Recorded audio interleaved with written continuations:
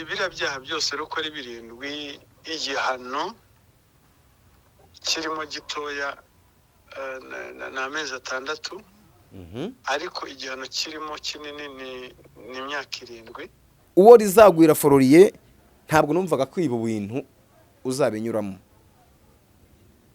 Nibwo bwa mbere mu mateka mbonye umwana w'icyangugu b'ikirumbo. Iyo utekereje ugatekereza umusumba wikoreraga w'ibisusa, ugatekereza umusumba wikoreraga w'imyungu, ugatekerezaga urugendo wafataga ugiye mu isoko ryo mu Karangiro, ntabwo numvaga ko wantenguha gutya Petit. Ntabwo numvaga ko Petit frere wantenguha gutya. Rwose twari dutewe ishema nabo twumva ngo uri umwartiste muzima wo gukora ibintu bifatika, ariko imbwa aratete vide. Uyu mwana w'umukobwa ngo ni Vava, afite depression, afite ibibazo bikomeye, afite ibintu byinshi bimwugarije. Mana ndagusabye, ndakwinginze, Mana ndakwinginze, mfashe uyu mwanya ngo zirisengesho. Mana ndagusabye, reba uyu mwana w'umukobwa Vava, mukoreremo, mumanukiremo, umwibagize ibibazo bikomeye byose agiye acamo, umwibagize akarengane yahuye nako, umwibagize abantu benshi bamutwaye uko atari, umwibagize uduritinga imitwe y'abantu benshi bamutekezaho ibintu byinshi, kuko uyu mwana w'umukobwa yarahuritse, uyu mwana w'umukobwa yarababaye, uyu mwana w'umukobwa aciye mu bibazo bitamworoheye, uyu mwana w'umukobwa yabaye iciro ry'imigani muri rubanda nyamwinshi. Ndagusabye basi umufate umweza, umuhanagura, umutunganye, iyi rubanda abisi bamwihaye basi nawe bamubone nk'umukobwa w'umunyarwandakazi. Ibi byaha n'ibyasha byose byamugiyeho ubimukureho mu izina rya Yesu. Ndabitokesheje mu izina rya Yesu, ubimukureho, ahanagurwaho ibintu byose, abo umwana weze kandi wejejwe. Imitego y'abanzi yose igukize mu izina rya Yesu. Nawe wongere umwana w'umukobwa mwiza, ukundwe n'abantu, usabwe bagukwe, ushyingirwe, uve ku bigoryi. Hari ikiganiro kimwe uwitwa Irene muri Ndabi yigeze akoresha ya mpano, ariko mushimira ko afite umugore mwiza. Ya mpano yumvise iryo jambo Irene amubwiye, tuvugisha ukuri, si byiza ko umuntu areba umugore w'abandi ngo avuge ngo ni mwiza, ariko bro, no gushima rwa komprima umuniga wawe ufite umugore mwiza kabisa, ntacyo mba numva bitwaye.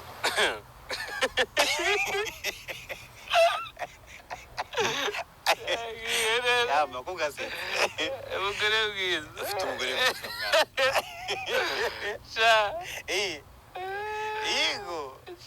Igo bakubwira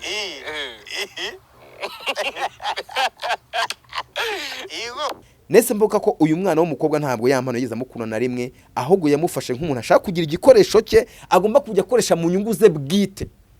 Nubwo we atiyuka akavuga ngo ibi byose ngo uriya mugore we yaje mu buzima bwe kugira ngo aburimbura busenye, ariko yampano yari afite gahunda yo gusenya ubuzima bw'umwana w'umukobwa. Ko ntari mwiza se sha. Turibaza impamvu uyu mwana w'umukobwa atigeze atanga ikirego kera hose, ariko nabaza ubwenge. Vavaza ubwenge, yaricaye aratekereza aravuga ngo ninjya gutanga ikirego cy'ibyaha n'ihohoterwa y'amana nkorera ndafite proof ntabwo bizumvikana.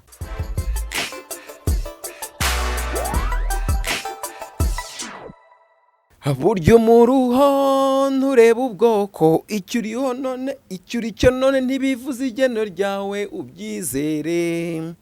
Ndagusabye ubyizere, nihashimwe rugira utanga ubwenge bukora firida, kuko utamuzi mu nzira wagira ngo ntabiheragira. Ese ni Queen cyangwa Sonia, ese ni Waze cyangwa Sandra, ninde wamukuye mu mukandara, ese ni kuki watumye kwambura? Niba ugeze mu rukundo wicara neza ufata amasomo, nge nguhaye amezi 2 uzambwira icyo wungutsemo.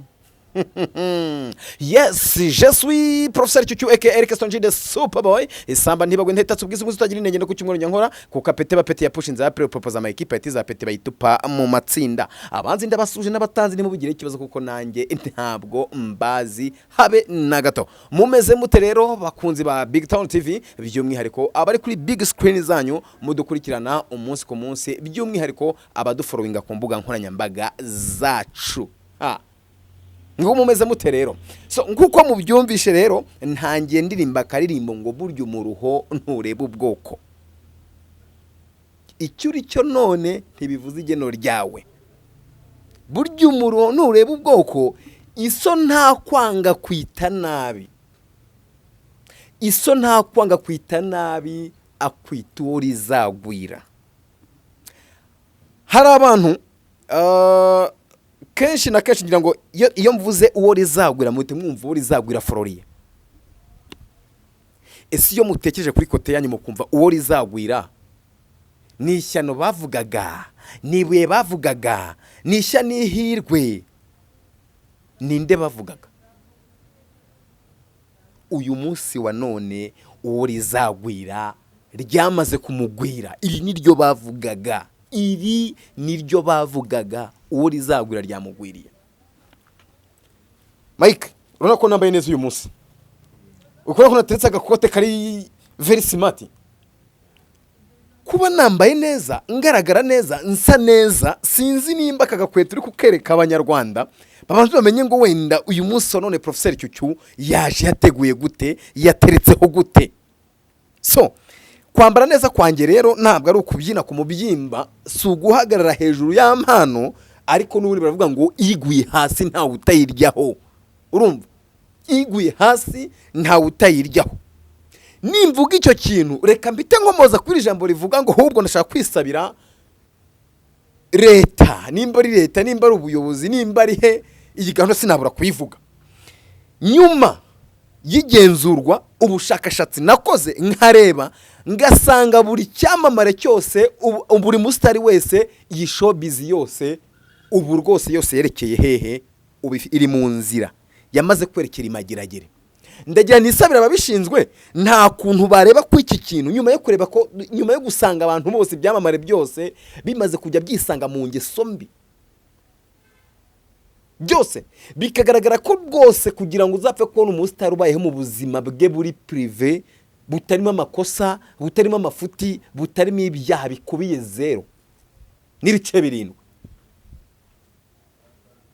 nta kuntu mwatwemerera iyi myidagaduro ikimukira imageragere, akaba tujya tujya kwikorera ibiganiro ko mona showbiz ari isigaye ibereye ariho iri. Ibyamamare byose twagakoresheje muri uru ruganda byose ndabona rwose byose byanamaze kwerekera, kandi ikindi n'abatarajyayo niyo nzira, n'abatarajyayo niyo nzira, ejo cyangwa ejo bundi baragenda. Kuko twamaze kubona ko kugira ngo icyamamare hano mu Rwanda kigira ubuzima bwacyo bwite, kigireza n'agaciro, kugira ngo kimenye kwiyitaho biragoye. Ibyamamare byose byamaze kwerekera mu nzira za gereza, n'abatarajyayo ndabizi umusibo ni none ejo muzajyayo, umusibo ni none ejo muzajyayo. Ntigute erega nanjye uvugira aha ngaha ntiwamenya n'ejo nanjye ejo bundi wansangayo, kuko buravuga ngo umugabo utarafungwa n'umugani bajya bakunda gucaka ngo umugabo utarafungwa ngo buriya ngo ntago baraba umugabo, kandi ngo nimba ari umugabo seka imbohe, manye niko baca umugani, umugabo mbwa seka imbohe. Urumva, ndagira mbabwira iki kintu rero ko mugomba kukimenya. Nimba turi kora tugasanga ibyamamare byose biri kwisanga mu magereza bifunze kubw'ibyaha biri kugenda bikurikiranwaho kandi biri kugenda bikora, narabwiye ngo utarafashe ku ngufu, yavuze amagambo adakwiye, utaranywe ibiyobyabwenge yaribye, utaribye yararwanye, utararwanye yagamaneye mugenzi we. Ndagira mbabwira iki kintu rero, nimba uruganda rwa showbiz mu Rwanda rugiye kwimukira mu magereza, akaba tugiye kujya dukorera ibiganiro, kuko njye ndi kureba nta muntu tuzakoresha aha ngaha, ntabo nzabaza nde k'impano zose zamaze kwisanga mu mafuti. Ejo nabivuze ndavuga ati ibi bintu sinzi nimba kwamamara bijyana n'ingeso mbi ari cyo abantu bakuraho umurongo wo kwisanga bambaye ibikomo bitari ibyabo bitabagenewe. So gukomeza kw'icyo kintu rero kiraza kunjyana ku ngingo ivuga gutya. Tumaze iminsi turi kuvuga ku bintu bijyanye na ya mpano mwese mubyumva, tukabisobanura mu buryo bwacu uko tubyumva, ariko tutaramenya ngo ese ribu ibivugaho iki. Ese Murangira Thierry hari icyo yabitangajeho nyuma yo kugenda twumva ngo ya mpano yarafunzwe ngo yagizeho cyane gutya. Erega n'inge tuba tubivuga mu mwana yiryamiye mu rugo tutarabimenya, ariko uyu munsi wa none byamaze kujyaho umucyo. Hari n'abandi bantu bagiye ba breaking iyi nkuru bataramenya ngo ese iki cyaha cyatangiye ryari. iri regwa rya ya mpano ryatangiye byari harababimenye ku itariki 15 16 kugeza amaginga ngabandi bakibifata nk'ibintu bike. Ibi bintu byatangiye ku itariki 11 nibwo ura mwana w'umukobwa Vava yageje ikirego cye kuri RIB atangaza agaragaza ihohoterwa n'ibyaha uwitwa umukunzi we utari umugabo we kuko ntabwo yigeze basezerana yamukoreye. Nyuma y'itariki 11 bikima icyo kirego kikimara kugera mu nzego zibishinzwe nibwo iperereza ryahise ritangira gukorwa. Hari abantu benshi cyane twibeshye akosha reka mbabwize ukuri buri byamamare nabyo rero bibaho mu buryo bwabyo. Ibaze ko ya mpano yaje kuri live akifata video akagaragaza ko yamenye ko Vava yamureze akabaje akabagiye kwitanga kumba umuvuna muheto yamenye ko bamushakishije kera bigera natoroka aracika arakwepa amatelefone akura habona ntibizavamo agashyira bakamuhamagara kugeza ubwo RIB yagerageje kugenda imwihamagarira akayibeshya ndi Bukavu ni mu bitaramo ndi mu kazi ariko nubundi uhisha ni uhishaho uhisha ni uhishaho urakwepa bikarangira ugize gutya bakuzanye nta hantu wacikira. Iyo minsi yose agiye akwepa byarangiye abonye ibaye ubusa aravuga tereka ngende. Uyu munsi wa none twagiye tuvuga ngo wenda urumva ukuntu twabiganiraga twumvaga nyine ya mpano yaragunze umugore we yaramurumye izuru twumva ni ibintu byoroshye biraho. Ariko uyu munsi wa none uwitwa ya mpano Floriye akurikiranweho ibyaha 7 byose ibyaha 7 bitanoroshye. Uyu mupeti ngewe uvuga ibi bintu ya mpano Floriye uwo rizagwira Floriye ntabwo numvaga kwiba bintu uzabinyuramo. Nibwo bwa mbere mu mateka mbonye umwana w'icyangugu b'ikirumbo. Nibwo bwa mbere mu mateka mbona umwana w'icyangugu b'ikirumbo abandi bavayo bakaza bakubaka bigakomera bagafata bikemera bagakomanga bakinjira. Iyo utekereje ugatekereza umusumba wikoreraga w'ibisusa ugatekereza umusumba wikoreraga w'imyungu ugatekerezaga urugendo wafataga ugiye mu isoko ryo mu Karangiro ntabwo numvaga ko wantengo hagurya Petit. Ntabwo numvaga ko Petit frère wantengo hagurya rwose twari dutewe ishema nabo twumva ngo uri umwartiste muzima wo gukora ibintu bifatika ariko imbwa tete vide nta kirimo.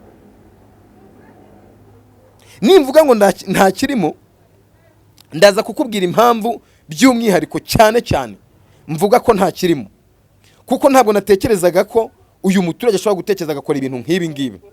Urumva niyo mpamvu rero ngewe ndaza guhera kuri ingingo ivuga gutya ya mpano akurikiranwaho ibyaha 7 byose bikubiye muri ingingo. Mwamaze kumva ibyo umuvugizi wa RIB Murangira Thierry yatangaje kubikurikiranweho. Ya mpano Floriye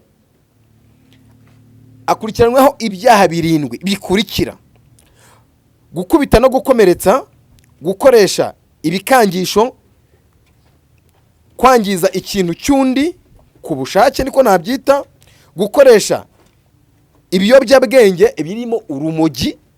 Biriya bintu byo ndaza kubigarukaho iyo ngeze ku ngingo y'urumogi mbanza gutinda kuri iki kintu cy'urumogi pe. Ariko reka mbanze nibariza ibyamamare. Ubundi iyo mutangiye kariyeri yanyu umunsi wanyu wa mbere mu biyobyabwenge mukabona birakora. Umunsi wanyu wa mbere kujya mwinjire mu ruganda mu biyobyabwenge mukabona birakora. Umuhanzi yatangiye kuririmba abantu bose baramushima ngakora neza. Rimwe kabiri gatatu akora neza. Yagira opportunity gato zo kubona stage igitara amahano agomba guperforminga. Fire ya mbere ahantu ubwonko bitabutekereza buravuga ngo ni gute nzagenda kwigaragaza mu ruhame muri bari abantu ntafashe ibyayura mutwe. Ariho ubwenge bwanyu bitaburi gitira bitabuburira mugatangira gukoresha ibintu mutakabaye mukoresha. Nimba buri muhanzi wese buri cyamamare cyose mu mateka, ngewe ibi bintu mbere najyaga mbyumva bavuga ngo ni ibiyobyabwenge bikoreshwa ngo bikoreshwa n'abaraperi, ngo abaraperi, ngo buri muraperi wese ngo ntabwo yakandika biriya bintu ngo atafashe ibintu bikomeye ngo nafata ibyo bintu. Uyu munsi wa none ntabwo ariko bikimeze, ahubwo buri muntu wese wamamaye aba yumva kwamamara hatarimo imogi, hatarimo inzoga, ibyo bintu bitakora. Sinzi umuntu wabaroze indwara y'ibiyobyabwenge, indwara y'igitsina gore. Mwese mwumva ibyo bintu bikwiye kuba bikoreshwa. Kera hari ukuntu bajyaga bapimisha amaso, wareba umuntu ukavuga ati uyu muntu anywa ibiyobyabwenge, ukamureba ku maso, wareba amaso yaraturumbutse ukavuga ati uriya muntu urafata ibiwidi, wareba umuntu ukabona iminwa yabaye umukara ukavuga muri afata ibiyobyabwenge. Ariko siko bimeze. Ngingo cya yampano najyaga mbona nkabona ni icyana gitumbaraye kimeze neza gitemba itoto, nkabona nyine kimeze neza, ngavuga ati urwana uko byenda kose rujya neza, amafaranga yarabonetse. Ariko wabona ibintu nakuri yari mu biganiro ukabona bimeze nk'ahantu hari ibindi bintu aba yafashe. Wakumva duseka bari kwisekesha ukabona bimeze nk'aho ntiwamenya. Ariko abahanga n'ubundi ngagatinze kazaza n'amenyo ya ruguru. Nubwo bavuga ngo agatinda akabura nikaboneke, oya agatinze kazaza n'amenyo ya ruguru. Uyu munsi wa none ubikora uzi ko wihishe, ariko ntabwo uzi ngo uri kumwe n'abandi, ntabwo uzi ngo ni bande muri kumwe. Wabikora uzi ko ari ibanga, ariko uyu munsi wa none bigiye kugutamaza. So icyo twe tugezeho cya gatanu yari gukoresha ibiyobyabwenge. Icya gatandatu ubwinjiracyaha ku byaha by'ubwicanyi. Ubwinjiracyaha ku byaha by'ubwicanyi ntabwo nzi neza icyo iri jambo rishatse kuvuga. Turaza guplayinga audio y'umuvugizi wa RIB twumve neza dusobanukirwe ikintu ibi bintu bishatse kuvuga. Gukoresha imvugo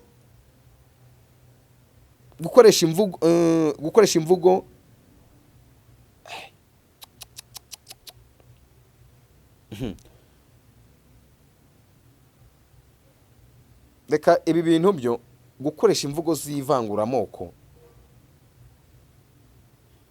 ni ikintu gikomeye cyane. Hano utabona nagomba kuvuga ibintu byinshi cyane, kuko ni ikintu gikomeye cyane kandi kibi ya mpano wakoresheje.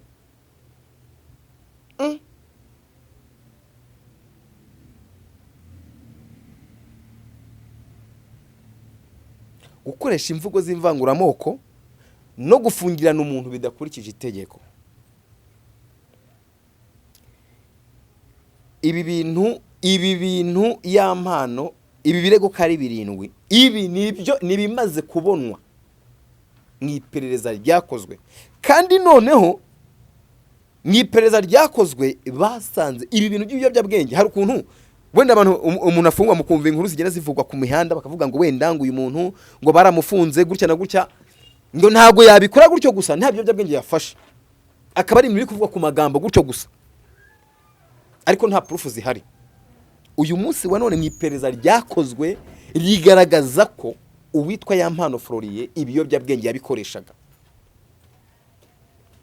Uwo rizagwira Floriye ibiyobyabwenge yarabikoreshaga. Bivuze ngo yagiye gupimwa. Yampano afite n'ibibazo byinshi, sinzi nimba bagomba gufata mbere yo kumufunga babanza bamujyane muri rehab, babanza bamu deleting mu mutwe, kuko ubwenge bwe ntabwo bukora neza. Kuko ntabwo ntekereza umuntu w'umugabo uzi ibihe yaramaze, ibihe bitari byiza bitari bimworoheye yaramaze igihe aciyemo bitaramara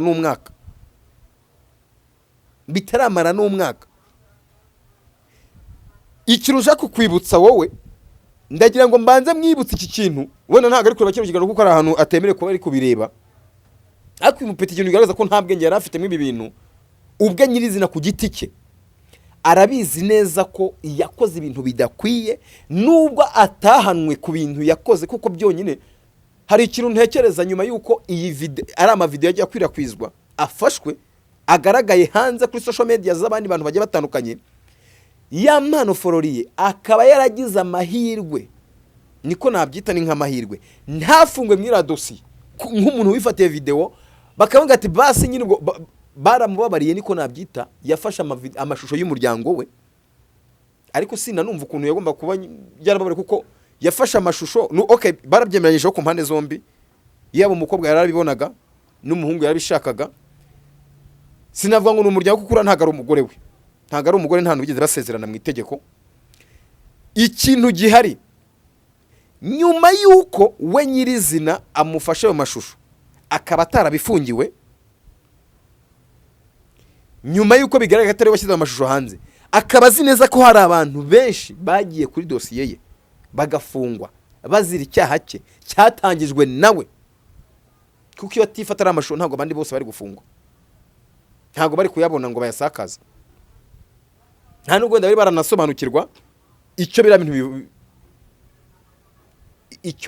icyaha bakoraga icyo ari cyo. Nambone no gushimira inzego z'umutekano zagerageje gukumira ibi bintu, kuko uyu munsi wa none ibi bintu byaragabanutse. Reka tubonireho umwanya tubashimire.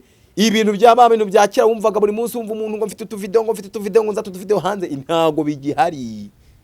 N'ubu zifite rwose utarazisibye azireba ameze gutya, abayihishe abari kureba mu kwa akihisha wenyine, akavuga ati rwose atagira undeba, akajya kutureba wenyine, akavuga ati video y'umuntu mfite reka nonye nyisubizemo nyirebe uwo mwe, ariko nta muntu yayisharinga, kuko buri wese amaze gusobanukirwa igitabo cy'itegeko gihana icyo cyaha.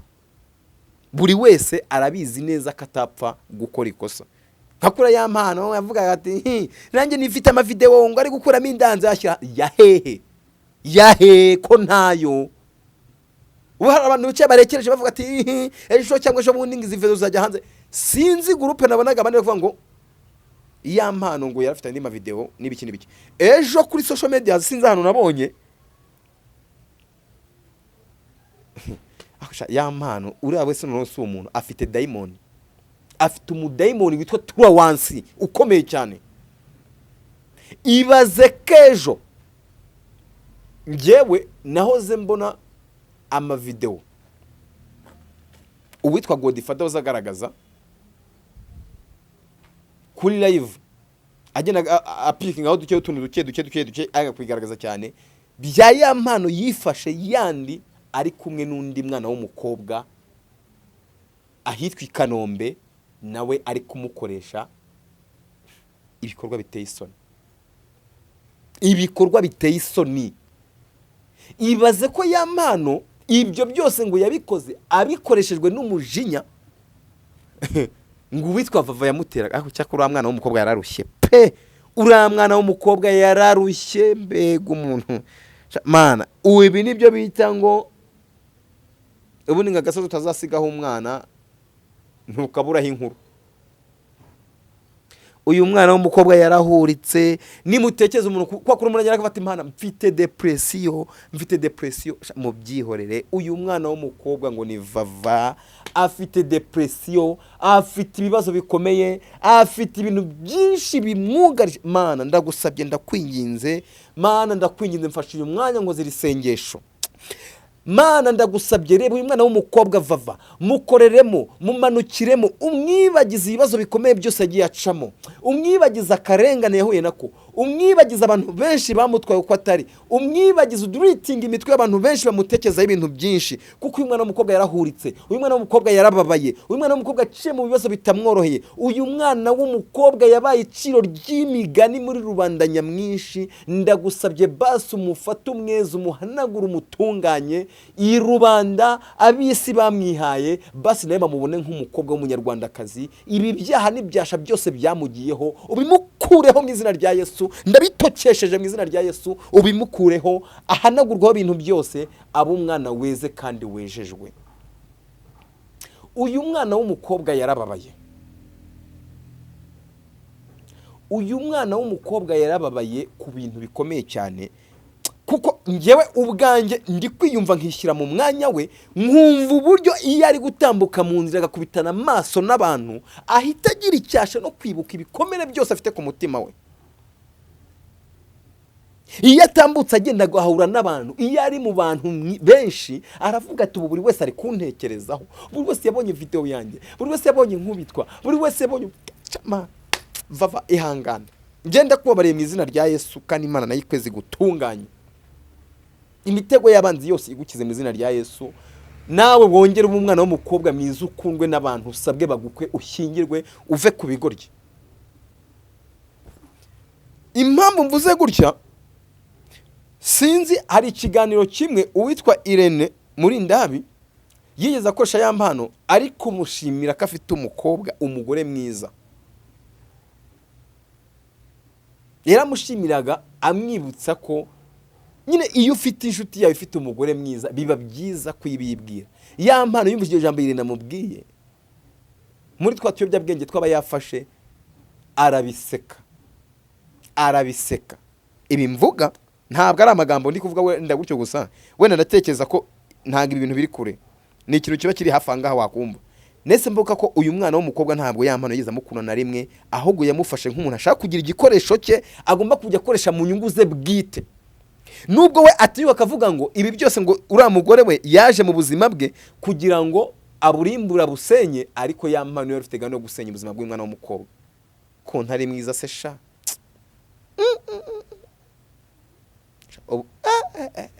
Ubwiza bw'umwana w'umukobwa bwapfuye ubusa. Umva aha hantu nyumvira. Si byiza ko umuntu areba umugore w'abandi ngo avuge ngo ni mwiza, ariko bro no gushima rwa kompliment umuniga wawe ufite umugore mwiza kabisa, ntacyo mba numva bitwaye.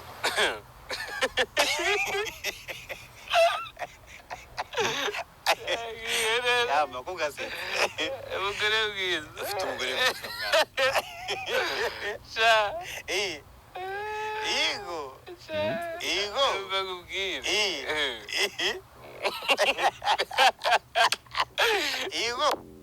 tuvugishije ukuri, inshuti yawe yakubwira ngo ufite umugore mwiza, uzi ko ukunda, uri proud ye, ntuvuga ati wow urakoze. Uyu mwana yahohotewe kuva kera, iki kivuna muheto ntabwo kize kimukunda naka na gatoya, habe namba habe, ntabwo yigeze amukunda, ahubwo nibwo turibaza impamvu uyu mwana w'umukobwa atigeze atanga ikirego kera hose. Ariko nabaza ubwenge, vavaza ubwenge, yaricaye aratekereza aravuga ngo ninjya gutanga ikirego cy'ibyaha n'ihohoterwa y'amana nkorera ndafite proof ntabwo bizumvikana. Iki cyari cyo gihe yaricaye afata umwanya wo kugira gutya ashaka makuru n'impamvu n'ibimenyetso bizatuma ajya gutanga ya mpano, kuko bizari bimaze kumugera yendaga kumuruka. Binavugwa ko ya mpano buriya yari muri systeme yo kuzica nde uyu mwana w'umukobwa, ariyo magambo yakoreshaga mu kumukangisha. Ariko icyitonderwa, ibi bintu hari abantu benshi cyane bazabigenderamo. Numvise ko n'abatangiye kwitaba inzego bari bafite aya makuru yihoterwa umwana w'umukobwa akorerwa, ariko ntibabitangaze. Hari n'abandi ngo babyumvaga ari gukubitwa, ari gutotezwa, bakabigira ibanga. Aho tujye tuganira, iyo bavuze kubijisho rya mugenzi wawe wumva iki? Baravuga ngo bijisho rya mugenzi wawe ukumira icyaha kitaraba. Nimba ufite amakuru yihohoterwa rikorerwa umuntu, umwana, umukuru, umugore, umugabo, ayo makuru ukaba uyafite, yatangaze mbere y'igihe, ubimenyesha ubuyobozi bubikurikirane. Ariko ejo bundi byaratangaye ngo ibi bintu narabyumvaga, ngo urumva ngo nyina ari imbizi umwana w'umukobwa akomeza agira gutyo. Ibyo wari ubizi ariko ntabwo yizo bitangaza. Harimo n'abandi batangiye kugira batera vava amabuye, bamubaza ngo kuki kuva igihe cyose yakora ihohoterwa atigeze ajya kubitangaza. Impamvu atabitangaje, nta proof zifatika, nta bimenyetso yari afite byo kugenda ngo abivuge. Ariko uyu munsi wa none nibwo yaje kuvuga ati ibi noneho byabaye ku mugaragaro birumvikana, reka ngende mbimenyeshe ubuyobozi bubikwiye. Nk'uko nababwira ati amagambo ibyatangajwe ibyavuzwe n'umuvugizi wa RIB Murangira Thierry kuri uyu munsi ku bijyanye n'ibyaha uwitwa Yampano Florien akekwaho cyangwa se akurikiranweho ni ibi ngibi ibikurikira. Reka tubyumvane, wenda ntaza kwivuga mu buryo bwanjye kandi hari ubundi buryo bwiza umuvugizi wa RIB yabivuzeho, twumve ibyo ari byo ndetse dushake n'amakuru y'icyo itegeko riteganya ku muntu ukurikiranyweho ibi byaha. Ku izina rya Yampano akurikiranyweho ibyaha 7. Icya mbere ni ugukubita no gukomeretsa ku bushake, gukoresha ibikangisho, kwangiza ikintu cy'undi, kunywa ibiyobyabwenge, ubwinjiracyaha ku cyaha cy'ubwicanyi, gukoresha imvugo zivangura n'ifungirana ry'umuntu bitemewe n'amategeko. Kuko buriya iyo ugiye hari ukavuga ati jyewe nari mbizi ngo bamukubitaga numva, icya mbere nuko gudatabara umuntu uri mu kaga ari icyaha gihanwa n'amategeko. 2, kudatangaza icyaha cy'ubugome n'ikindi cyaha. Rero kujya hari ukigamba kudatangaza icyaha cy'ubugome n'ikindi cyaha nawe wabizira, bizagutangaza urwego rw'igihugu rw'ubugenzacyaha rugutumije. Ibyo ni ibintu bibaye mu gihe by'umweru nka bingahe, ni biki byabateye aba bahanzi.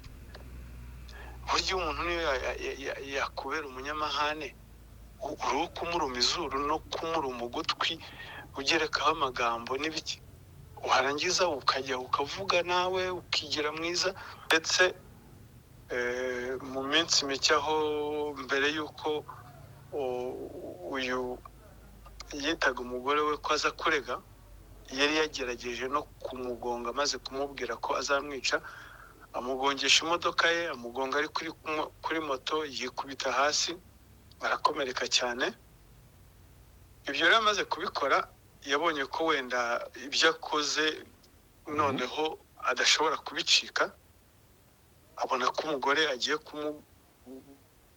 uwo yitaga umugore we agiye kumurega, nibwo yafashe umwanzuro wo gucika. Yahise atoroka akomeza gushakishwa, ariko tumuhamagara akabeshya ngo ari Bukavu, akabeshya byinshi. Hanyuma ariko tumubwira ko icyiza ari uko yakwitaba cyangwa se tukamushakisha mu buryo dushakisha abanyabyaha nk'abandi. Ibyo rero byose ni ibyagiye bikubirwa, ibyo byose ni ibyagiye bikubirwa muri dosiye y'uyu umuvandimwe udafatika. Umuvugizi wa RIB Murangira Thierry yibukije, ni n'ubutumwa niko nabyita yatanze, yibukije umuntu uwo ari we wese mu gihe ufite amakuru ndetse ugomba gukora nk'umutangabuhamya, ubwo ufite amakuru ku byaha byakozwe cyangwa biri gukorerwa umuntu runaka, kukwiye kuza ukabitangaza, ukabivugaho, ukabikora nk'umutangabuhamya w'ibyo bintu bitewe n'uko ubizi. Kuko kubuza ikintu ntukivuge nabyo ubwabyo bigize icyaha. Kubuza ikintu ntukivuge, ntugitangaze, ukimana amakuru kandi wakawuyatanga mu buryo kugira ngo dukumire icyo kintu, nabyo bigize icyaha. Hari abantu mwumva ibi byaha Yampano yakoze muri kwifatira muri kategori yoroshye. Ibi byaha birakomeye, ibi byaha birakomeye. Iyi kariyeri y'uyu mwana ishobora kuba igiye kurangirira muri gereza kubera kutamenya gukoresha umutwe, kugira ubwonko buri hasi. Ikintu nshatse kuvuga, ndatekereza ko nta cyaha kirimo hano mu byaha 7 byose ashinjwa, ntabwo haburamo icyaha kiri hejuru y'imyaka 5 kuzamura. Ndagira mbabwire ngo rero ibi bintu uyu mwana yishoyemo atazi, bajya bavuga ngo urucira mu kaso rugatwara nyoko. Uwo ni umugani baciye mu Kinyarwanda. Yampano Florien yafungishije abantu bamwe na bamwe. Ejo bundi yagiye kuri Space asohora itangazo ngo risaba imbabazi abo yafungishije, abo yakoreye amakosa, abari fungiye ibyaha bye, ariko nawe birangiye rimugwiriye rumusamuye. Nabo ntabwo arazi ko ibintu bizabaho. So ndagira nkubwire ngo rero wa mwana wakinye ibintu bidakinishwa, ukora ibintu udashyize mu ubwenge, ariko yatara yawe uyu munsi wa none imbehe wariragaho imbehe wariragaho hagiye kuza undi mwana yicareho, usibye nawe n'ikindi cyamamare icyo ari cyo cyose gikora ibintu bijyanye n'ibyo byose. Menya ngo urya uri menge, iyo kategori yawe iri hafi kuba, iri hafi, ndayita ngo iki, bari hafi kuyidemonetiza.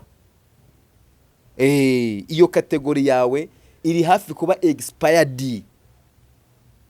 Nimba ibintu ukora mu buzima bwawe bwa buri munsi udashyiramo ubwenge, utekereza umenye iki kintu ndagikora gutya, ugiye kuba expired, uzavaho. Intebe wari wicayeho yicareho undi mwana uzi icyo gukora, uzi icyo yaje ashaka. Nabwo ati muri uru ruganda harimo abandi bantu bakuru wakabaye wigiraho, mwakabaye mwigira mukamenya ngo bakora ibintu byabo gute. Harimo abandi bantu nka batatu ndi kugenda ngenda ntekerezaho n'abejo cyangwa ejo bundi bazisanga bagezeyo muri gukora ibintu bidakwiye. Uyu munsi ni wowe, ejo ni kanaka, ejo ni nge. Urumva, twese tumenye ngo ibintu bikorwa bite. Reka twumve icyo mwibi byaha byose ya Mpano Floriye yakoze, twumve icyaha nyamukuru kirimo itegeko ryo mu gitabo icyo rivuga. Ese yahanishwa iki? Ese harimo ihazabu ingana gute? Ese yafunga igihe kingana gute? Tumenye ngo ese uyu mwana nyuma y'iki gifunga azagaruka akora umuziki azaba yarashaje. Reka twumve. Bikiranweho ari ibyaha biremereye cyane, arafungwa.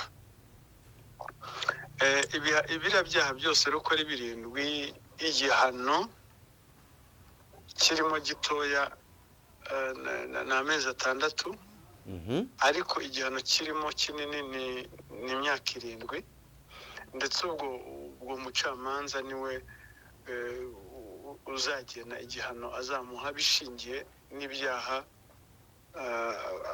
azaba yashinjwe cyangwa se ibyaha bizaba byamuhamye, kuko kugeza ubu ngubu turacyamufata nk'umwere.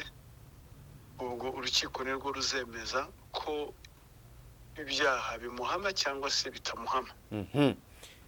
Mbibutse iki kintu, ibi byaha uko ari 7 ya Mpano akurikiranweho ntabwo biramuhama.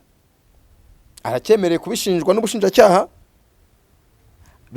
biracyakomeje kubikoraho iperereza akareba ko ari byo. Ibi byaha ko ari 7 bishobora no kuzamanuka wenda bikaba 2, 3 cyangwa bingahe. Ibyo 2 cyangwa 3 byabonetse akaba ari byo bareba ngo ese muri 2 ikirimo icyaha nyamukuru kirimo gihanishwa ikihe gihano, gikukirwa n'ihazabu imeze gute, ingana gute, ku buryo bagomba kuvuga ngo ni ibingi bazamaramo. Utumva ngo baravuze ngo icyaha nyamukuru kirimo ni imyaka 7, igito n'amezi 6.